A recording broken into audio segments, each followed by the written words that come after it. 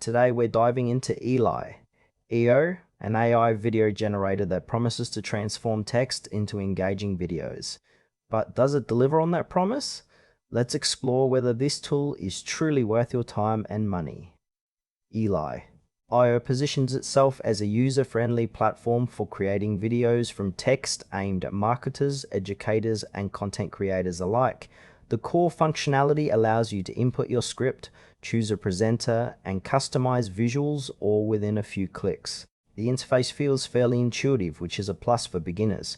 However, I noticed that while the platform boasts a variety of templates and customization options, navigating through them can sometimes feel a bit clunky. One standout feature is the ability to generate videos in multiple languages, which could be a game changer for global outreach. However, I found some limitations in terms of the video editing capabilities. You might want more advanced features if you're looking for precise control over your content. Overall, while IO has a solid foundation, there are aspects that still feel a bit underdeveloped.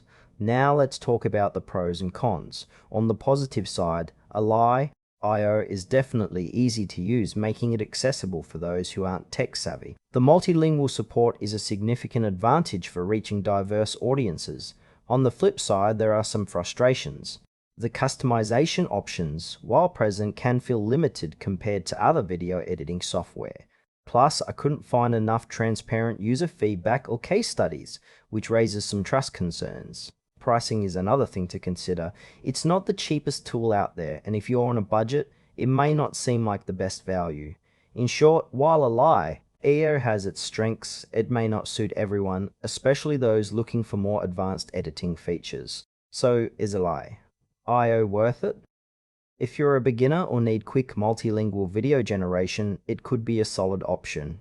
But if you're seeking in-depth editing tools or more creative freedom, you might want to explore alternatives. Overall, it feels like a decent start, but there's room for improvement.